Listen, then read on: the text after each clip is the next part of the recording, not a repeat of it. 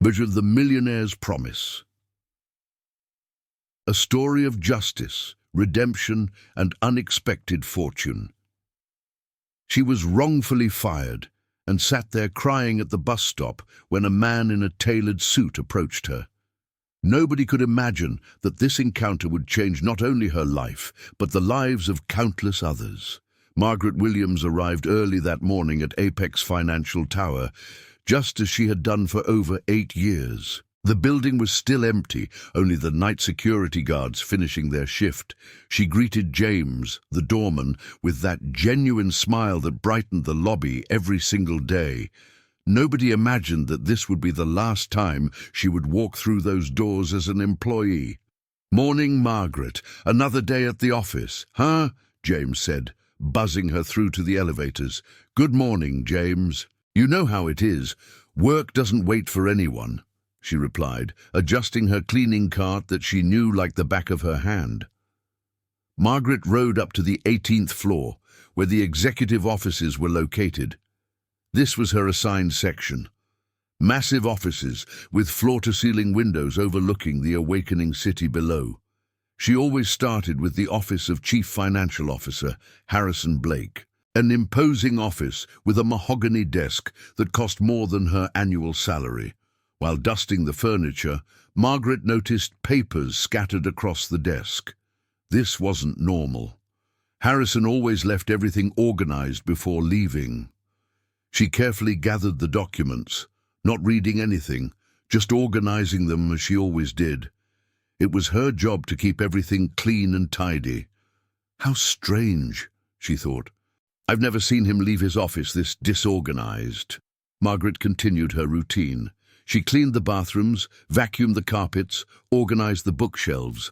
3 hours later, when the business day began to bring life to the building, she went downstairs for coffee in the employee break room. That's when she heard the first conversation that made her world collapse. "Someone broke into Harrison's office during the night," whispered Sarah from reception to other employees. "Important documents went missing. $1 million contracts. Management is desperate." Margaret's heart raced. She had been in that office, had touched those papers, but only to organize them as she always did. She felt a chill in her stomach, a terrible feeling she couldn't explain. They've already called the security company to review the cameras," Sarah continued. "Whoever did this is going to pay dearly." Margaret quickly finished her coffee and returned to work. She tried to focus on her tasks, but couldn't get the conversation out of her head. She felt something terrible was about to happen. The phone rang on the 18th floor. It was for her. The voice on the other end was cold, without any trace of courtesy. "Margaret, you need to come down to Human Resources immediately. It's urgent." "Did something happen, sir?" she asked, but the line had already been disconnected. The elevator had never taken so long to descend. Each second felt like an eternity. Margaret felt her hands sweating, her heart beating too fast. When she reached the 8th floor, she saw Michael, the HR manager, waiting for her with an expression she had never seen before. "Sit here, Margaret," he said, pointing to a chair in front of his desk. The room felt colder than usual, or maybe it was just her perception. "What happened, Mr. Michael? Did I do something wrong?" Michael opened a folder and pulled out some photos. They were images from security cameras. Margaret saw herself on the screen, entering Harrison's office, handling the papers on the desk. "Margaret, can you explain what you were doing with these documents?" The question hit like lightning. Margaret felt the world spinning around her. "I was just organizing them, Mr. Michael, like I always do. The papers were scattered. I gathered everything and left it organized on the desk. It's my job." "Margaret, these documents contain information about $1 million contracts. Contracts that are now in the hands of our competition. How do you explain this?" The words came out of his mouth like daggers. Margaret couldn't understand what was happening. She felt like she was living a nightmare. "Mr. Michael, I don't understand anything about contracts. I can barely read these business things. I just cleaned the office, like I've been doing for years. Why are you telling me this? Margaret, you were the only person who had access to these documents before they disappeared.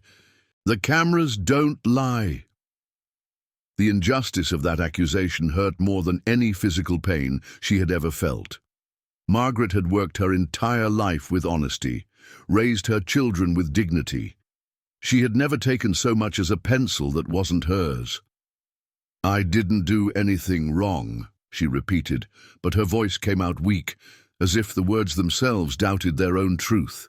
Michael called 2 witnesses, employees Margaret had known for years, people she talked to every day, whom she greeted with warmth. Can you confirm that Margaret had free access to the 18th floor? Michael asked. Yes, she always cleaned up there, one of them replied, avoiding eye contact with her. And have you seen her handling papers on the desks?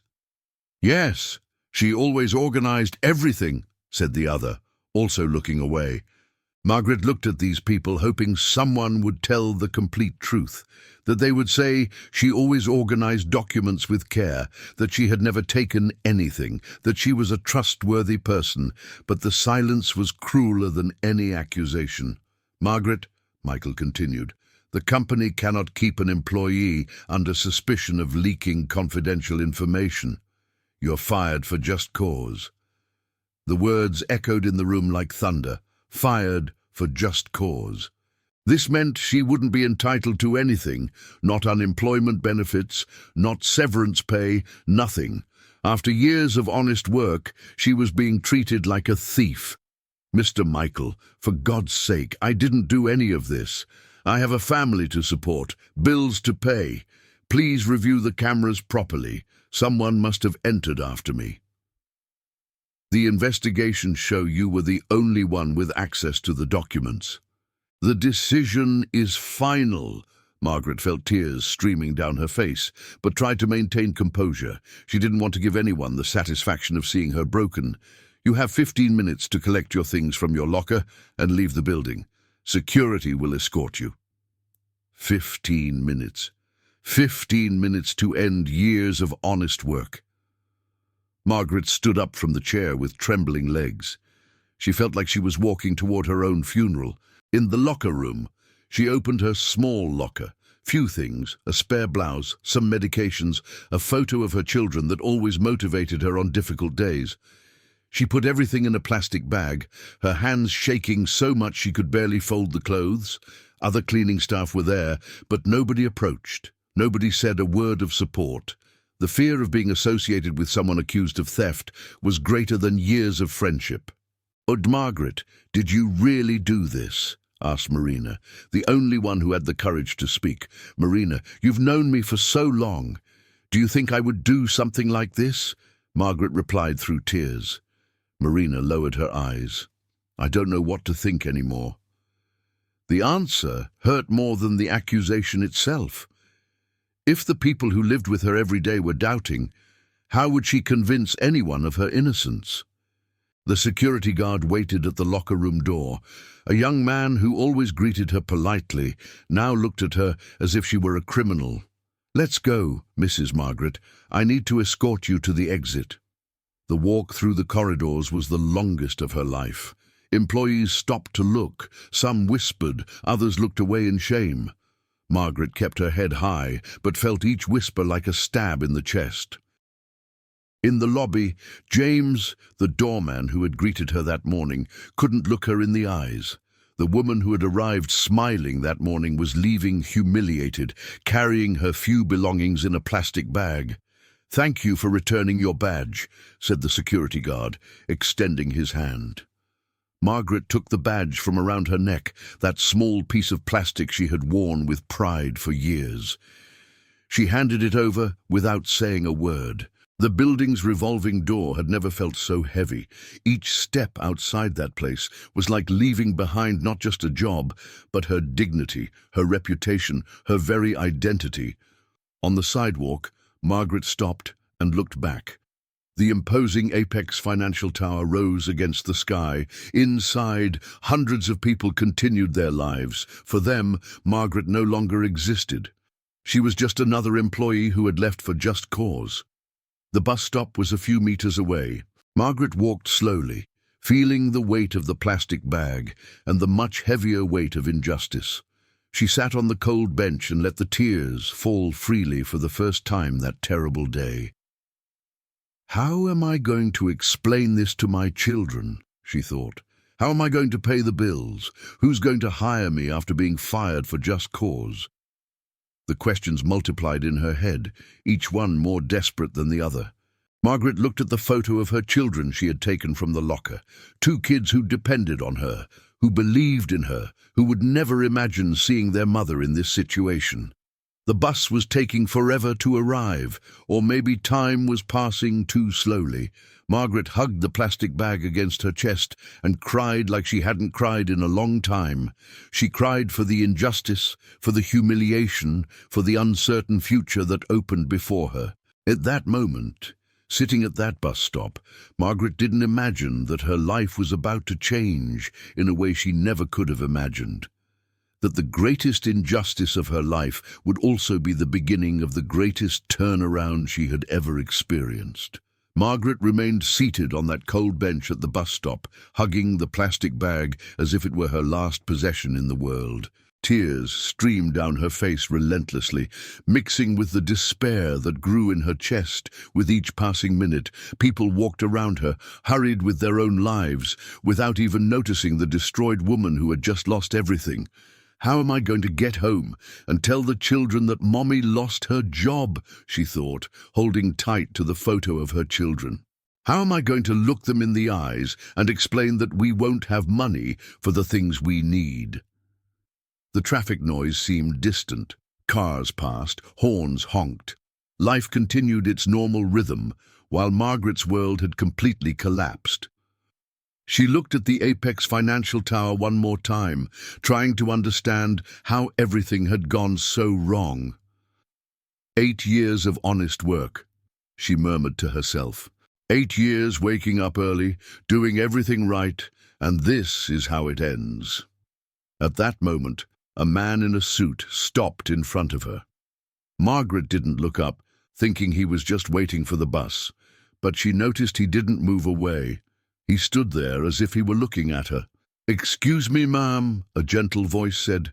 "Is everything all right?" Margaret raised her face and saw a well-dressed man with a genuinely concerned expression. He had that manner of someone accustomed to responsibilities, but his eyes showed a kindness she didn't expect to find at that moment. "Yes, it is. Thank you," Margaret lied, quickly wiping away the tears. "You can go ahead, sir." Thomas Richardson observed the scene more carefully. He saw the plastic bag in her lap, the red eyes from crying so much, the posture of someone who had just received life's hardest blow. He looked at the Apex Financial Tower badge, still partially visible inside the plastic bag. He knew that building well. He had done business with them several times. "Did you work at Apex Financial?" he asked carefully. Margaret felt her chest tighten again. "I used to," she replied, lowering her head, "until this morning." "What happened, if you don't mind me asking?" Margaret hesitated. How could she explain to a stranger that she had been accused of theft? How could she tell him she was being treated like a criminal after years of honest work? "They accused me of something I didn't do," she said finally. "They fired me for just cause."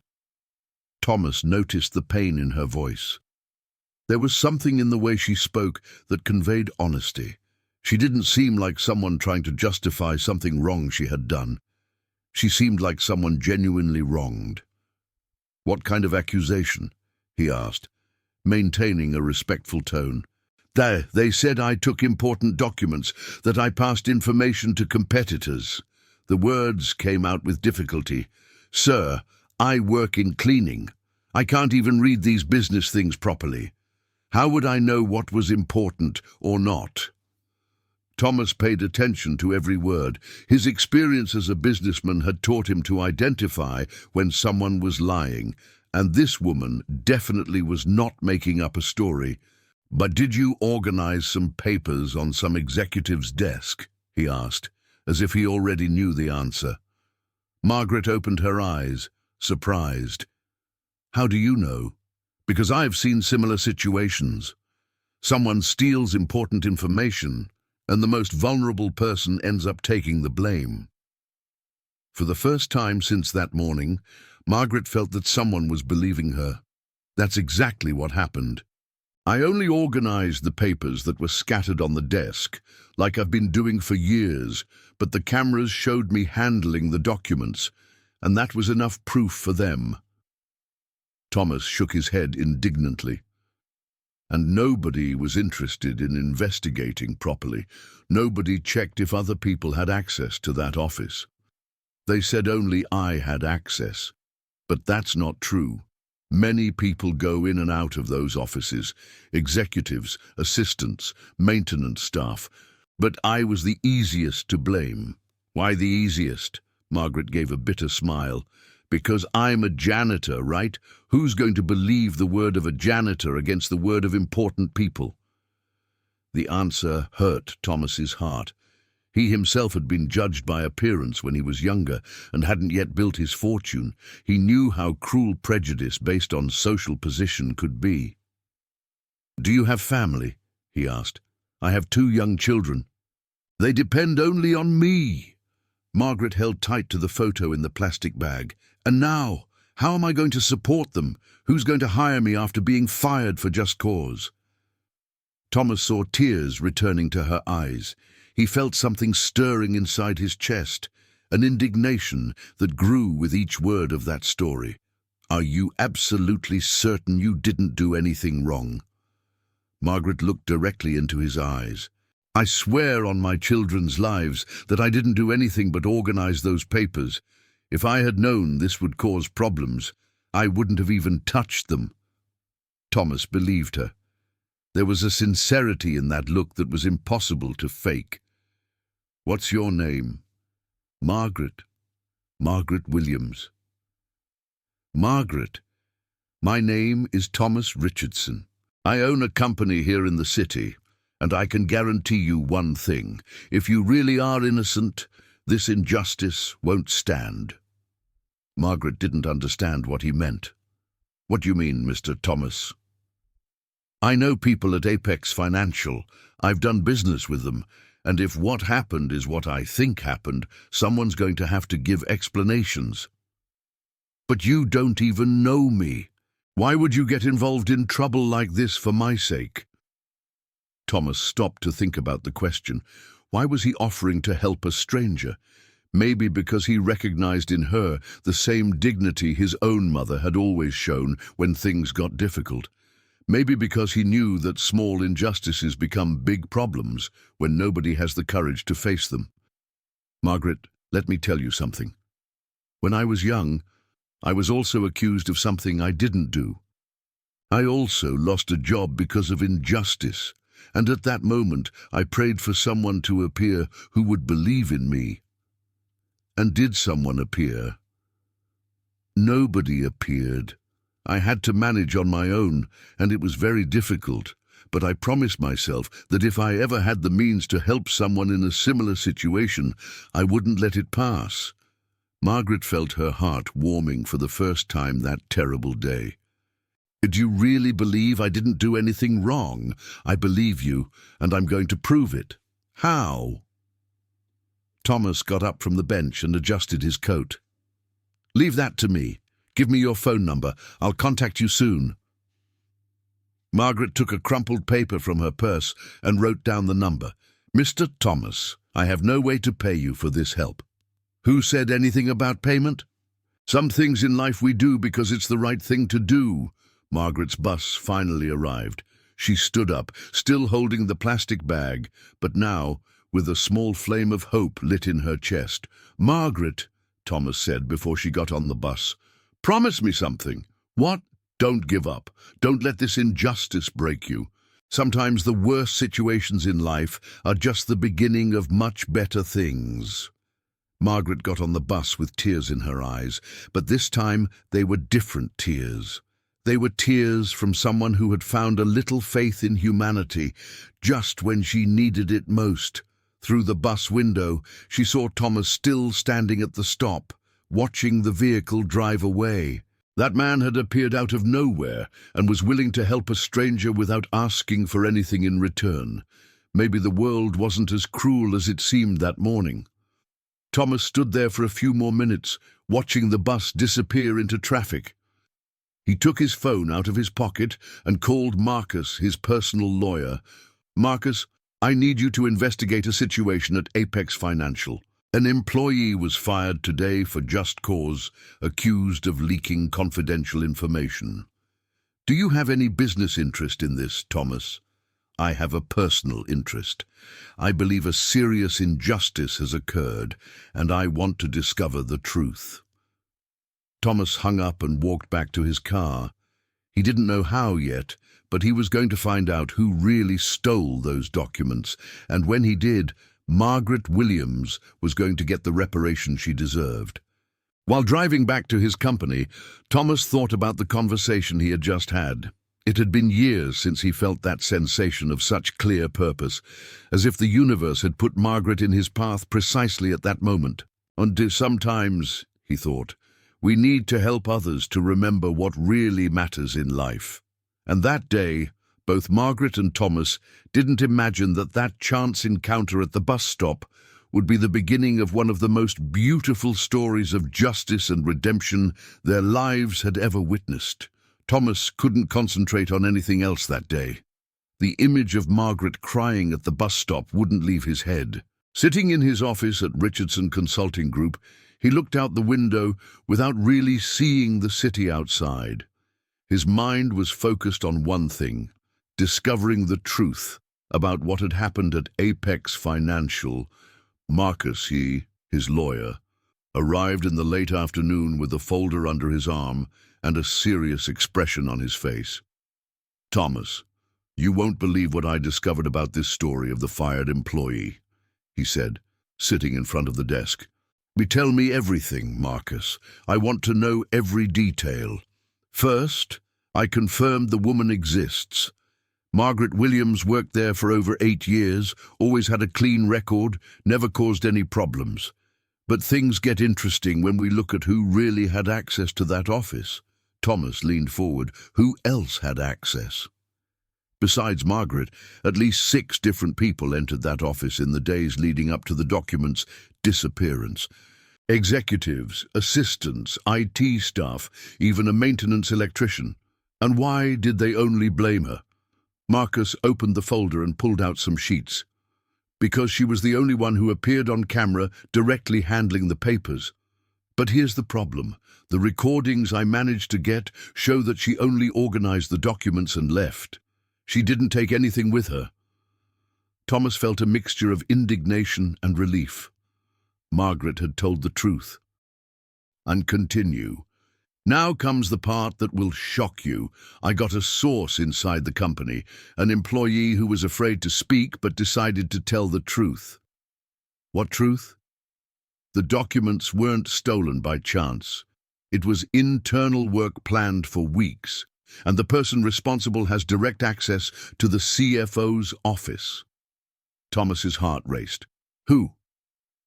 Derek Mitchell, executive assistant to Harrison Blake himself. He's the one who really had complete access to the contracts, knew the value of each document, understood the security systems. Thomas slammed his fist on the desk. That bastard let an innocent woman take the blame. Worse than that, according to my source, Derek has been passing information to the competing company for months. The documents that disappeared were just the tip of the iceberg. He had already leaked data from previous bids. How did he manage to make Margaret look guilty? Marcus flipped through some papers. Simple and cowardly. Derek knew her routine. He knew Margaret always organized papers that were scattered on the desk. The night before the theft, He purposely left the most important documents scattered, knowing she would handle them the next day. So the cameras would show her touching the documents. Exactly. And while Margaret was innocently organizing, Derek had already photographed the contracts with his phone days before. When they discovered the leak, he was the first to suggest checking who had recently handled the papers. Thomas felt anger growing inside him. How many people know this? Few, and all afraid to speak. Derek has influence there. He's considered the director's right-hand man. Nobody wants to displease him. Do we have concrete evidence? Marcus smiled for the first time. We do. My source managed to get copies of the messages Derek exchanged with the competing company, emails, bank transfers, everything documented. Thomas stood up from his chair, walking to the window. Outside, the evening traffic showed thousands of people returning home after an honest day's work. People like Margaret, who woke up early, did their service with dignity, and didn't deserve to be humiliated because of others' greed. Marcus, I want you to prepare everything, every proof, every document, every piece of evidence. We're going to expose this, Derek. Thomas, there's something you need to know. Margaret's situation is worse than we imagined. How so? She was fired for just cause. This means that, besides not being entitled to unemployment benefits, she also has her name tarnished in the market. No company wants to hire someone fired for leaking confidential information. Thomas felt his chest tighten. Margaret was paying an absurd price for something she didn't do. We need to reverse this situation quickly. I'm going to schedule a meeting with Apex Financial's board. But Thomas, they're going to try to cover this up. A company of their size doesn't want the negative publicity of admitting they fired an innocent person. Leave that to me. I know some influential people in the media. If they try to cover it up, the story will become national headlines. Marcus put the papers back in the folder. There's one more thing. I found out where Margaret lives. Where? In a simple neighborhood, in a rented house with her 2 children. The older daughter has health problems, needs expensive medications. The younger son is about to start school, and she was saving money to buy school supplies. The information hit Thomas like a punch in the stomach. Margaret wasn't just suffering from wounded pride or lost dignity. She was facing concrete, real problems that affected her children's lives. Marcus, I want you to find out how much she needs for basic monthly expenses. Medicine, rent, school, food, everything. Are you thinking of helping financially? I'm thinking of doing what any decent person would do in a situation like this. At that moment, Thomas's phone rang. It was a number he didn't recognize. Hello, Mr. Thomas. This is Margaret. Margaret Williams. You gave me your card this morning. Her voice was shaky, as if she had been crying a lot. Thomas signaled for Marcus to stay quiet. Hi, Margaret. How are you feeling? Mr. Thomas, I wanted to thank you for your kindness today. It made a difference to have someone who believed in me, but I'm calling to say something else. Tell me. I don't want you to get into trouble because of me. I thought better about it, and maybe it's better to leave things as they are. Thomas felt his heart race. Margaret, why are you saying this? Because I found out that Derek, the director's assistant, was spreading word that if anyone tried to defend me or say anything, they'd have problems too. I'm afraid they'll do something bad to you. The call confirmed everything Marcus had discovered. Derek was trying to intimidate possible defenders of Margaret. Margaret, listen to what I'm going to tell you. Don't be afraid of him. People like Derek only have power while others are afraid. But what if he really does something? He won't do anything, because tomorrow I'm going to Apex Financial with proof of everything he did. Silence on the other end of the line. Thomas could hear Margaret breathing heavily. "Mr. Thomas, did you discover something?" "I discovered that you were right from the beginning. I discovered who really stole the documents, and I discovered that they made you a scapegoat on purpose." Margaret began crying on the other end of the line. "I knew it. I knew someone had done this to me on purpose, but nobody believed me. Margaret, I promise you something. By the end of this week, you'll have your dignity back, and whoever did this to you will pay for every tear you shed." "How can you be so sure?" Thomas looked at Marcus, who was nodding that they had sufficient evidence. "Because truth always wins, Margaret. Sometimes it takes time, but it always wins, and this time it has competent lawyers on its side." After hanging up, Thomas remained silent for a few minutes, processing everything he had discovered. Margaret wasn't just a victim of circumstances, she was the victim of a deliberate and cowardly plan. "Marcus, I want you to call Apex Financial now. Schedule an urgent meeting with the entire board for tomorrow morning." "What reason do I give?" "Say we have information about serious irregularities involving confidential data leaks, and if they don't receive us, the information goes straight to the press." Marcus smiled. "Good, they'll receive us. And Marcus, one last thing. I want you to prepare 2 sets of documents, one with the evidence against Derek and another with a proposal for reintegration and compensation for Margaret." "What kind of compensation?" Thomas thought about her children, the expensive medications, the humiliation suffered, the forced unemployment. Compensation that covers not only material damages, but especially moral damages. Margaret will come out of this story not just clean, but recognized as the victim of serious injustice. That night, Thomas couldn't sleep well.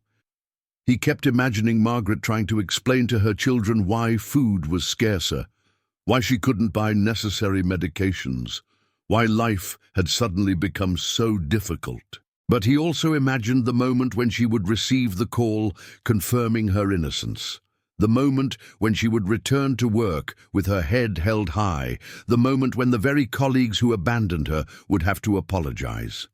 Tomorrow, thought Thomas, justice will finally reach Margaret. And for the first time in a long time, Thomas fell asleep with the feeling that he was doing something really important with his life, something that went beyond profits and business. He was defending the dignity of an honest person, and that was worth more than any contract he had ever signed. Thomas arrived at Apex Financial exactly on time. This time he wasn't just observing the building from outside. He was entering as someone who had information capable of shaking that entire corporate structure. Marcus accompanied him, carrying 2 folders that contained Margaret's future and the end of Derek's charade. James, the same doorman who had seen Margaret leave humiliated, now received them with all courtesy. He had no idea those men were there to reverse one of the greatest injustices ever committed in that building. "Good morning, gentlemen. The board is waiting for you in the conference room on the 20th floor. In the elevator, Thomas felt a mixture of anxiety and determination. He was about to confront powerful people, but he had something they didn't expect: documented truth. "Are you ready for this, Thomas?" Marcus asked, adjusting his tie. "I was born ready. Margaret deserves to have her dignity restored."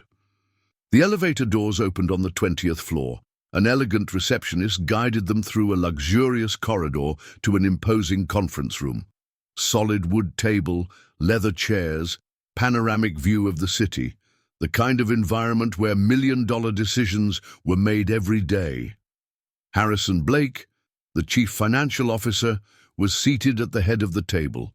Next to him, 3 other directors Thomas recognized from business events, and there, in a discreet chair beside the director, was Derek Mitchell, the man who had destroyed Margaret's life to protect his own dirty secrets. "Gentlemen, thank you for coming," Harrison said, extending his hand. "We understand you have information about irregularities in our company." Thomas shook his hand, looking directly into his eyes. "Do we have information that will surprise all of you?" Derek shifted uncomfortably in his chair. There was something in Thomas's posture that made him nervous. Marcus opened the first folder and distributed copies of documents to each director. "Gentlemen, what you're seeing is evidence of a confidential information leak scheme that has been happening in this company for months." Harrison picked up the papers and began reading. His expression changed quickly. "And these are our internal contracts. How did you get these?" "We got them the same way your competition got them," Thomas replied. "Through someone who has privileged access to this information." Derek cleared his throat nervously. "Excuse me, but who are you, gentlemen? Why are you making this kind of accusation?" Thomas turned to him slowly. We are the people who discovered that you let an innocent woman take the blame for your actions." The silence in the room became heavy. Harrison looked alternately at the documents and at Derek, trying to process the information. "What exactly are you talking about?" one of the other directors asked. Marcus opened the second folder. "We're talking about Margaret Williams, the employee you fired for just 'cause a few days ago." "The janitor who stole the documents?" Harrison asked. "The janitor you accused of stealing documents," Thomas corrected, his voice getting stronger.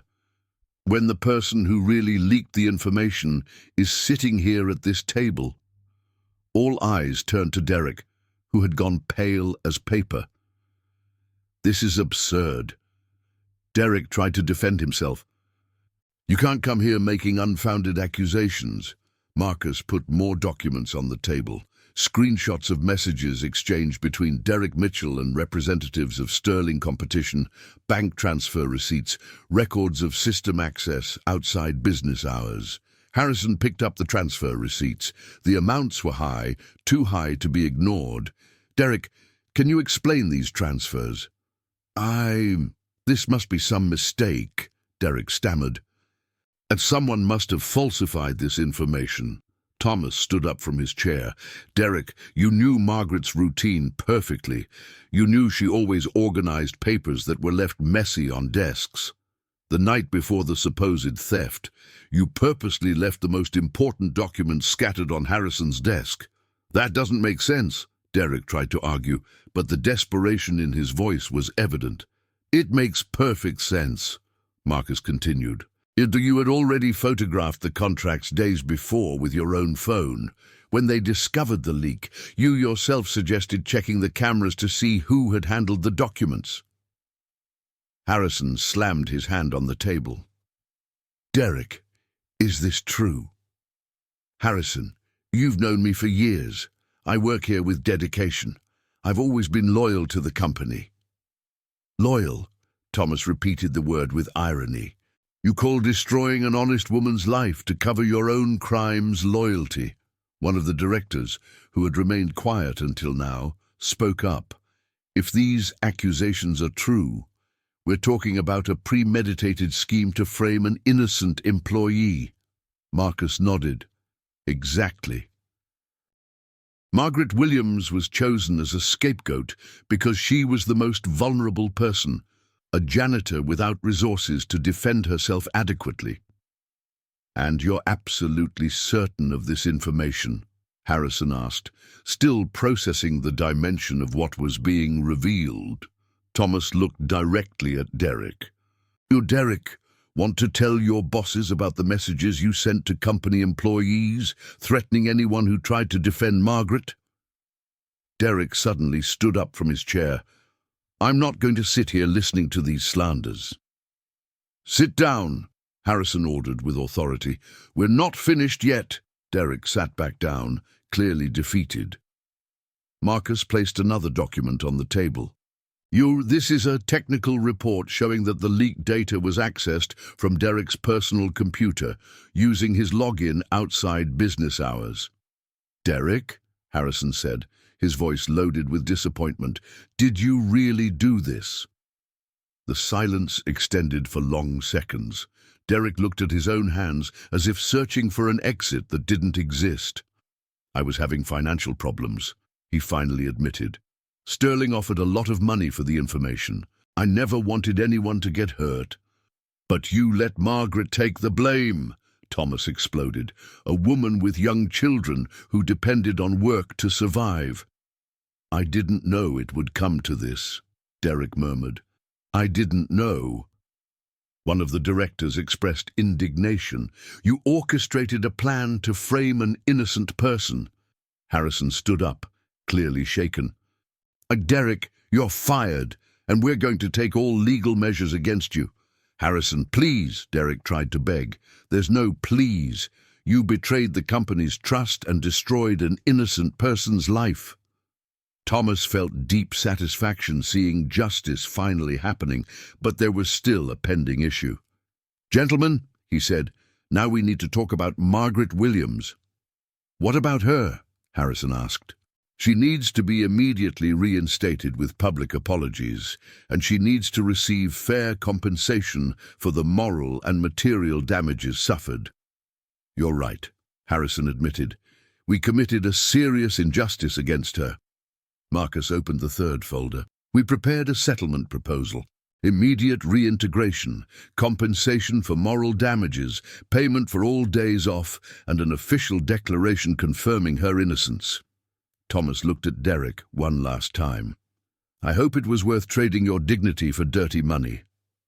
Derek couldn't answer. He left the room escorted by security, carrying only the shame of being discovered. Gentlemen, Harrison said to Thomas and Marcus, we'll do everything necessary to repair the injustice committed against Margaret Williams. Thomas smiled for the first time since entering that room. Margaret is waiting for a call from you. When they left the building, Marcus asked, Thomas, how do you think Margaret will react when she finds out about everything? Thomas looked at the sky and smiled. I think for the first time in many days, she'll be able to sleep in peace. And he was right. The truth had finally won. And Margaret was about to discover that justice, even when it arrives late, still exists in the world. Margaret was in the kitchen of her small house, looking at the last bill envelope that had arrived in the mail, overdue electricity bill. The money she had managed to borrow from her sister was running out, and she had no idea how she would pay the basic expenses of the next month. The children were playing in the living room, unaware of their mother's concern, but Margaret knew that soon they, too, would feel the effects of the financial situation. The phone rang. Margaret hesitated before answering, thinking it could be some creditor calling about an overdue bill. Hello, Margaret. This is Harrison Blake, Chief Financial Officer of Apex Financial. Margaret's heart almost stopped. Why would the director himself be calling her? Did they want to sue her for something else? Yes, sir. How can I help you? Margaret, first I want to ask for your deepest apologies for what happened. We discovered that you were the victim of a terrible injustice. Margaret sat in the kitchen chair, her legs trembling. What do you mean, sir? We discovered that Derek Mitchell, my executive assistant, was the one who really leaked the confidential information. He set up a scheme to make you look guilty. The words echoed in Margaret's head as if she were dreaming. Are you serious, sir? Completely serious. Derek confessed everything. He's already been fired, and we're taking all legal measures against him. Margaret began to cry, not from sadness, but from relief. A relief so deep it felt like a 1,000-pound weight had been lifted from her shoulders. I knew it, she managed to say through tears. I knew I hadn't done anything wrong. Margaret, we want you to come back to work with us immediately, with all rights restored and compensation for the moral damages you suffered. Compensation? Yes. And we also want to make an official statement to all employees, clarifying your innocence and making public apologies for the error committed. Margaret couldn't stop crying. Weeks of humiliation, despair, sleepless nights thinking about how she would support her children. All of this was finally coming to an end. Mr. Harrison, thank you so much. You don't know what this means to me. Margaret, actually. It was businessman Thomas Richardson who discovered the whole truth. He brought the evidence to us. Mr. Thomas. Yes. He insisted very much that we do justice. He said you deserve to have your dignity restored. After hanging up, Margaret stood for a few minutes in the kitchen, processing everything she had just heard. Her innocence had been proven. Derek had confessed. Thomas had kept the promise he made at the bus stop. The phone rang again. This time it was Thomas himself. "Margaret, did you hear the good news?" "Mr. Thomas, I don't even know how to thank you for what you did for me." "Margaret, you don't need to thank me for anything. Justice had to be done. But why were you so interested in my case? You didn't even know me." Thomas was silent for a few seconds. "Margaret, can I tell you something? When I was young, my mother worked as a housekeeper for wealthy families. One day they accused her of stealing an expensive piece of jewelry. She was humiliated, fired, and nobody believed her word. And had she stolen it? Never. Weeks later, they discovered the jewelry had fallen behind furniture, but they never apologized to my mother. She carried that humiliation until the end of her life." Margaret felt her heart warm. "That's why you helped me. That's why, and because I saw in your eyes the same honesty I saw in my mother's eyes, hard-working people who do right even when nobody's watching." "Mr. Thomas, how can I repay all this?" "Margaret, actually I wanted to make you a proposal." "What kind of proposal?" "Would you like to work at my company, at Richardson Consulting Group?" Margaret was surprised. "Work with you? But I'm a janitor, Mr. Thomas. You have a big, important company. Margaret, you have something that's more valuable than any diploma, character, and I need people of character on my team. But I don't understand anything about consulting, about business." "You don't need to. I'm offering a position in administration. You'd be responsible for taking care of employee welfare, organizing social benefits, coordinating mutual aid programs." Margaret could barely believe what she was hearing. "Are you offering me a better job?" "I'm offering you an opportunity to use your life experience to help other people who might be going through difficulties similar to yours." "Mr. Thomas, that would be a dream, but I have to think about my children, about the change. Margaret, the salary would be 3 times what you earned at Apex Financial. And the company offers complete health insurance for you and the children." Margaret felt tears returning to her eyes. 3 times more. Health insurance for the children. It was more than she had ever dreamed of.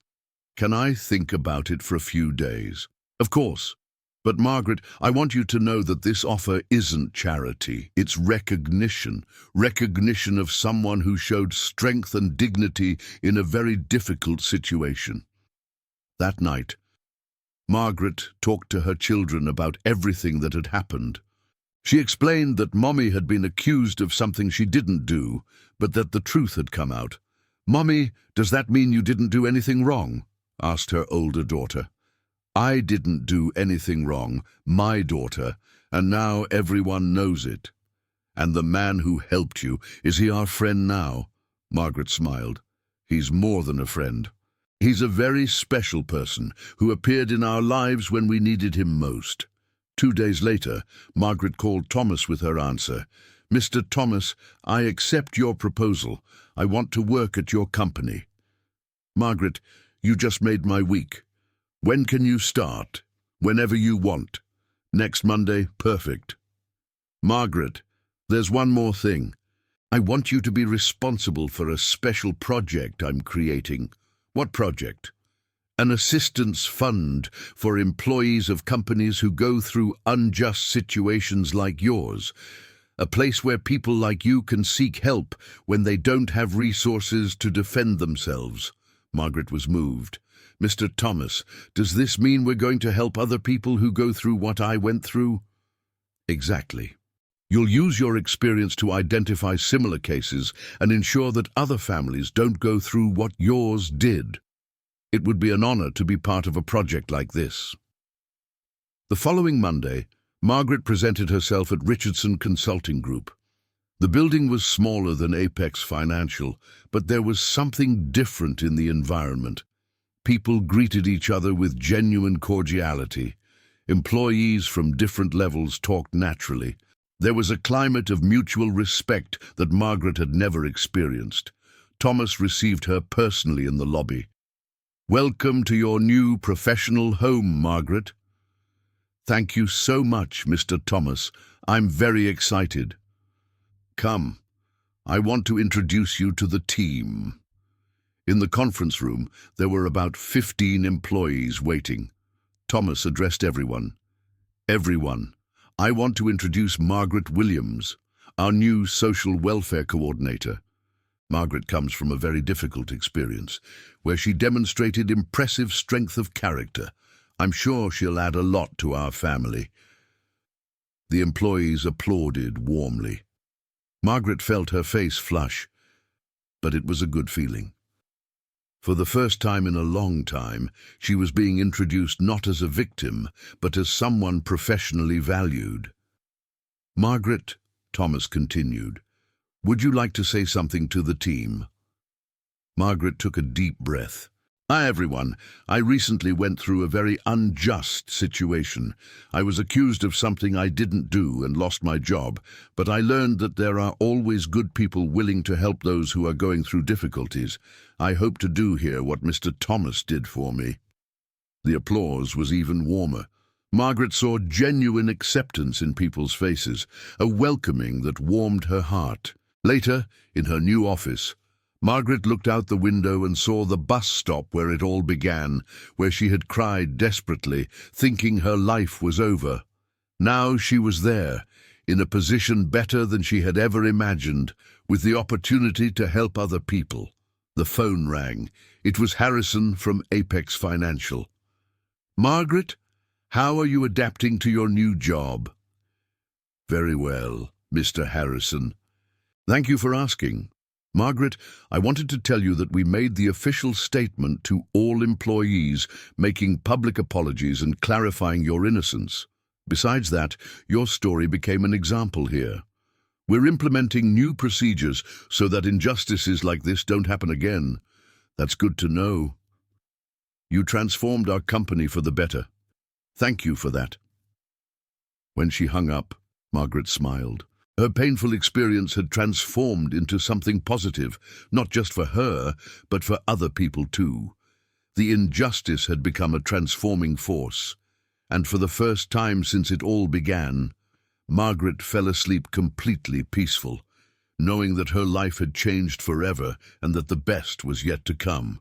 3 months after starting at Richardson Consulting Group, Margaret was organizing documents for the Social Assistance Fund when she received a call that would completely change her perspective on the impact of her story.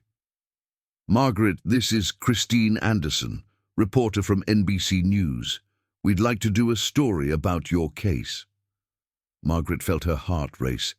"A story about what exactly?" "About the injustice you suffered, and how businessman Thomas Richardson helped you. Your story is circulating on social media and touching thousands of people." "On social media? How?"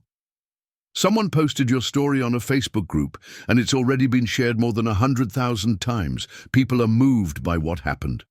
Margaret was stunned. She didn't imagine her experience could interest so many people. "And what do you want to know?"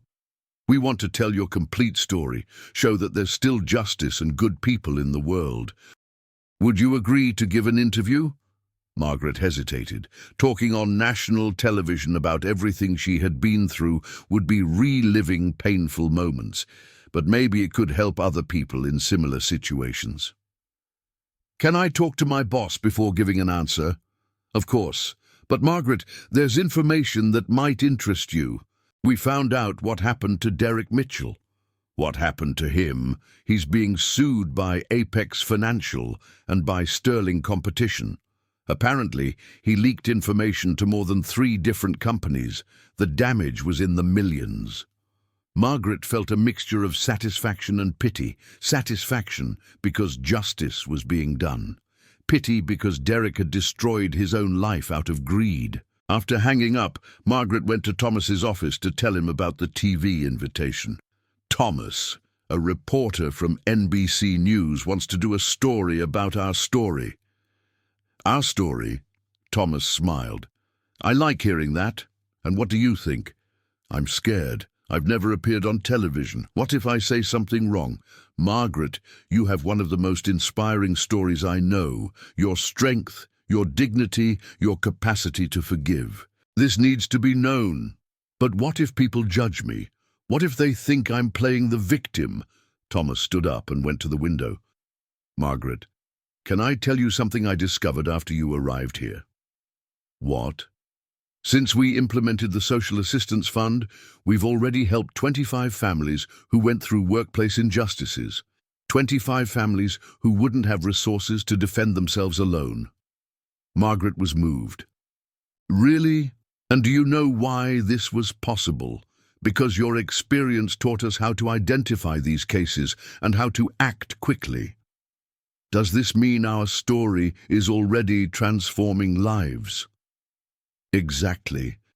And if you accept to give this interview, how many other families could be helped? Margaret thought about her children, Emma, now 8, who was finally receiving proper treatment for her asthma with the company's health plan, and Jake, 6, who was now studying at a better private school and loving his computer classes.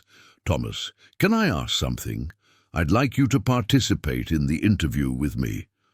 Margaret, the story is yours. You're the hero. I'm not a hero alone. If you hadn't appeared at that bus stop, I'd still be suffering from the injustice. Thomas agreed. 3 days later, the NBC News team arrived at Richardson Consulting Group for the recording. Margaret had chosen to tell the complete story right there, in the environment where her life had been rebuilt. Margaret, reporter Christine Anderson began, how did you feel when you were unjustly accused? It was like the ground had disappeared from under my feet. I worked honestly my whole life. I raised my children teaching that stealing is wrong. And suddenly I was being treated as if I were a thief. And what was the most difficult moment? Margaret felt her eyes fill with tears. It was when I got home and had to explain to my children why Mommy had lost her job. Emma, my older daughter, has asthma and needs expensive medicines. Jake, my younger son, was excited to enter a new school. I didn't know how to say we wouldn't have money for these things. How did they react? Emma hugged me and said, Mommy, I know you didn't do anything wrong and we'll figure it out. Jake said he could stop studying to help me work. Margaret stopped, moved. Imagine a 6-year-old child offering to stop studying to help his mother. The reporter was also visibly touched. And that's when Mr. Thomas appeared. Thomas took over the conversation. And I saw Margaret crying at the bus stop. There was something in her posture that caught my attention. It wasn't someone trying to get pity. It was someone genuinely desperate, but maintaining dignity. Why did you decide to get involved? Because I recognized in her the same dignity my mother showed when she went through a similar situation. And because I learned that when we have the means to help someone, it's not optional, it's obligatory. Margaret, how did it feel to discover that Derek had set it all up? It was a mixture of relief and indignation. Relief because my innocence was proven, indignation because he consciously destroyed my life to protect his own interests. Do you know Derek is being prosecuted? Thomas nodded. Yes, and we discovered that he harmed not just Margaret, but several companies. His scheme was much bigger than we imagined. Margaret, what's your situation today? Margaret smiled for the first time in the interview. Today, I work at a company that values me as a person. My children have health insurance. Emma is receiving proper treatment. Jake is at an excellent school. But more important than that, I'm helping other people who go through similar injustices. How so? We created a social assistance fund that has already helped 25 families in situations similar to mine.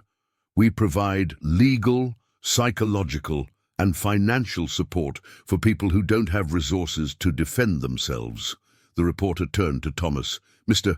Thomas, what advice would you give to other businessmen watching this interview?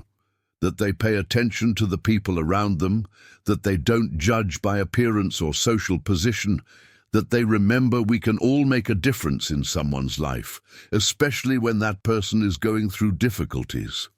And for people who are suffering injustices, Margaret answered, don't give up.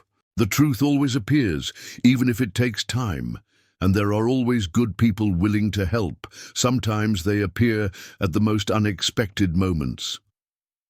When the team finished recording, Margaret felt a mixture of relief and concern.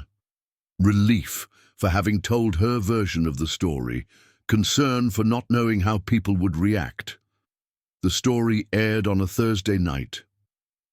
The next day, Richardson Consulting Group's phone didn't stop ringing. People offering help for the Social Assistance Fund, businessmen wanting to associate with the project, families telling similar stories and asking for guidance. Margaret, Thomas said, looking at the piles of messages arriving. I think we underestimated the impact our story would have. How so? We've already received over 500 calls, donation offers, requests for help, invitations for lectures. Your courage to tell the truth touched many more people than we imagined. Margaret picked up some of the messages.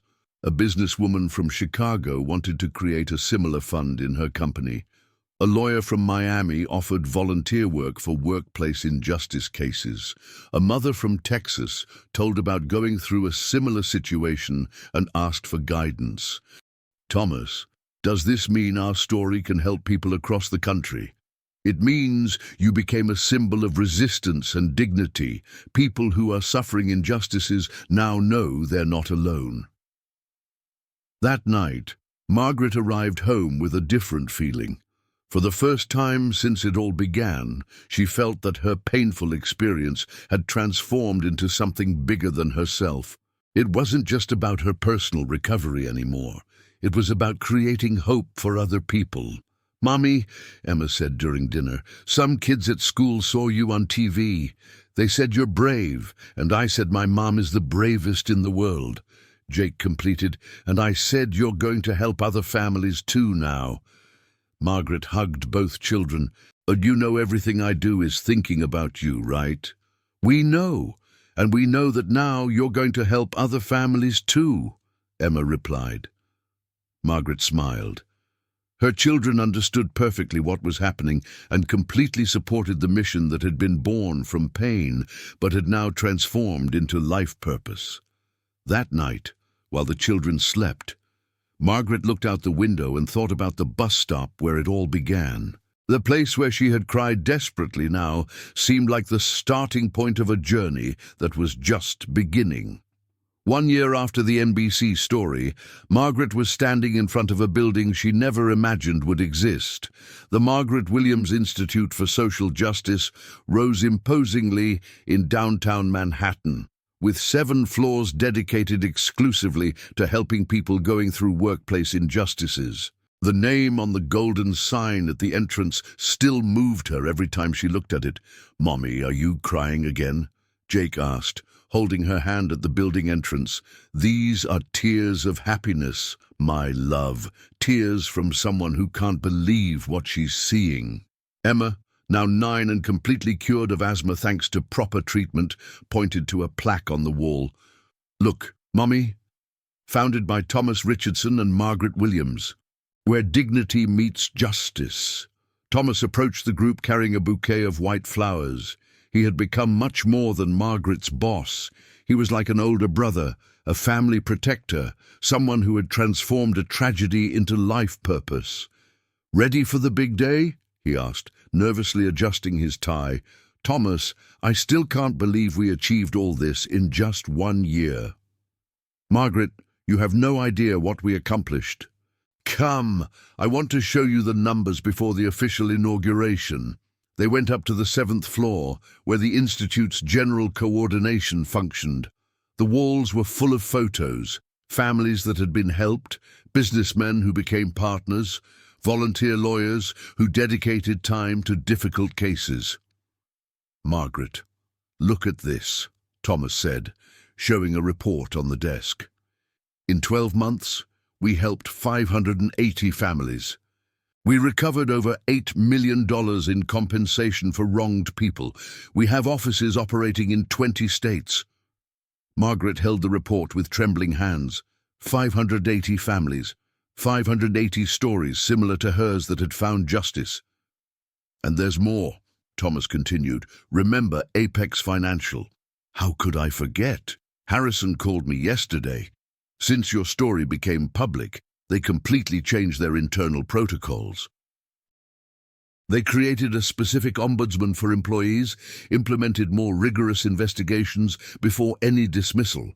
Your experience transformed the entire company culture." And Derek, convicted to 8 years, restitution of all amounts, and prohibition from holding positions of trust. "But you know what impresses me most? He sent you a letter." Thomas took an envelope from a drawer. It arrived last week. Margaret opened the letter curiously. The handwriting was shaky, from someone clearly shaken. "Margaret, I know I'll never be able to repair the harm I did to you and your family. I destroyed your life out of greed and cowardice. But I want you to know that every day I think about the injustice I committed. Seeing what you built after everything that happened made me understand the kind of person I should have been. I hope someday you can forgive me. With sincere repentance, Derek." Margaret folded the letter slowly. "Thomas, can I ask something?" "Of course. I want you to send a response to him." "What do you want me to write?" "That I already forgave him, that holding grudges only hurts those who hold them, and that if he really changed, he can look for the Institute when he serves his sentence. There's always room for people who want to help others." Thomas looked at Margaret with admiration. "You never stop surprising me. I learned that revenge doesn't build anything, but compassion can transform anyone." At that moment, the secretary appeared at the door. "Margaret, the special guests for the inauguration have arrived." They went down to the main floor, where a crowd was gathering. Journalists, businessmen, politicians, but mainly ordinary people who had been benefited by the Institute's work. Margaret saw familiar faces, families they had helped, volunteer lawyers, employees who dedicated themselves daily to the cause. Christine Anderson, the reporter who had done the first story, approached with her team. "Margaret, how do you feel seeing all this that was born from your story?" "I feel grateful.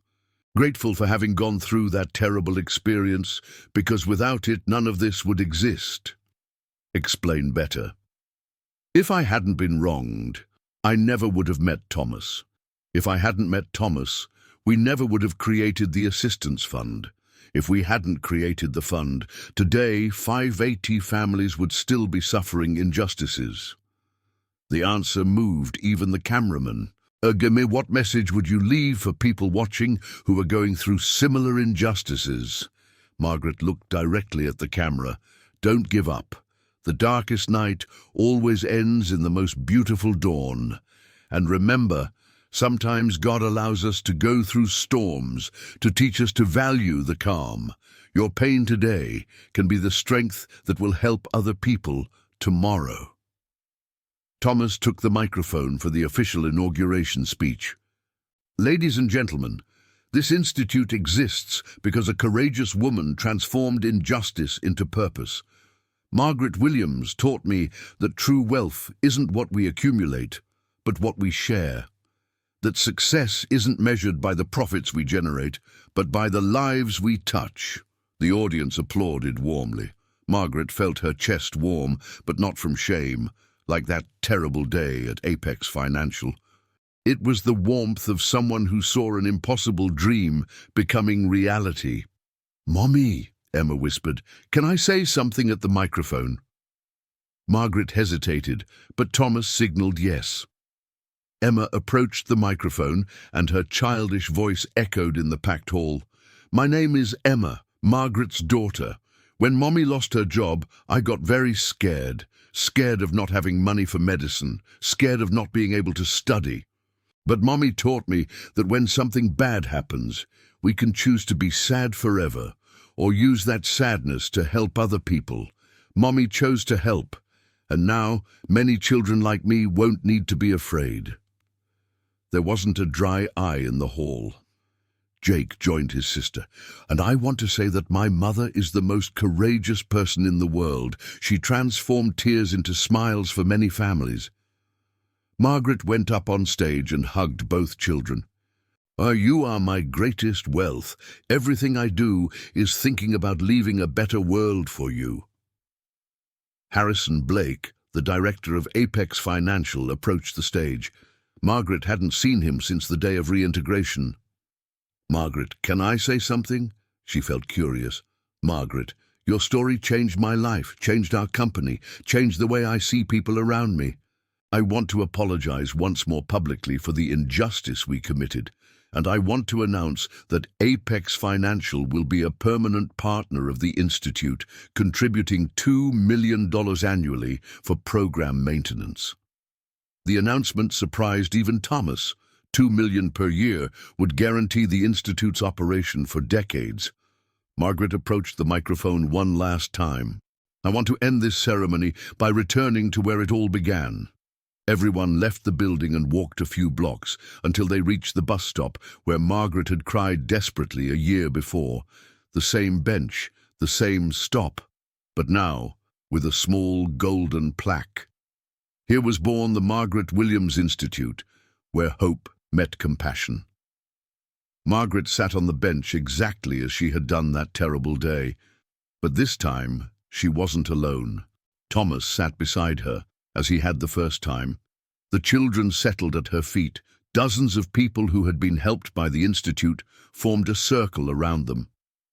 Exactly 1 year ago, Margaret said, I was sitting in this same place, crying, thinking my life was over. I didn't imagine that a stranger would approach and change everything. And I, Thomas completed, didn't imagine that helping someone at a bus stop would become the most important purpose of my life. An elderly lady approached the group. It was Mrs. Rodriguez, the first person the Institute had helped. She had been unjustly fired after 25 years of work at a cleaning company. Margaret, can I thank you once more? Mrs. Rodriguez, you don't need to thank me. I do, because of your courage to tell your story. I got justice. My granddaughter can continue studying. My family has dignity back. Other people approached, each with a transformation story. The taxi driver who recovered his unjustly revoked license, the teacher who was reinstated after false accusation, the waiter who received compensation for disguised slave labor.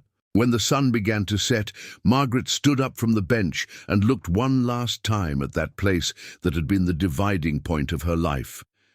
Thomas, do you know what I learned from all this? What? That there's no such thing as coincidence. There's purpose. You didn't appear in my life by chance. My painful experience wasn't in vain. Everything was part of a bigger plan. Thomas smiled. Margaret, can I tell you a secret? Of course. That day when I saw you crying at the bus stop, I was coming back from a meeting where I had closed the biggest contract of my company. I was feeling like the most successful man in the world. And then I met you and understood that real success isn't the money we earn, it's the good we do. You taught me what really matters in life. Margaret hugged Thomas. Then we both saved each other. As they walked back, Jake asked, Mommy, will our story have a happy ending? Margaret looked at her children, at Thomas, at all the people who had become family throughout that transformative year. My son, our story doesn't have an ending, it has continuation. And it will continue every time someone helps a person going through difficulties. Every time someone believes in a person when everyone doubted. Every time someone transforms pain into purpose. He was right. Margaret and Thomas's story multiplied into hundreds of other stories. The Margaret Williams Institute became a national reference in social justice. But more important than that, it taught the world that small acts of compassion can generate gigantic transformations. 10 years later, when Margaret turned 45, she returned once more to that bus stop, not to cry but to give thanks. Thanks for having lived the greatest injustice of her life, because without it, she never would have discovered her true mission in the world. And every time someone asked what the secret was to transform tragedy into triumph, Margaret answered, "Never let your pain be in vain. Use it to heal others' pain."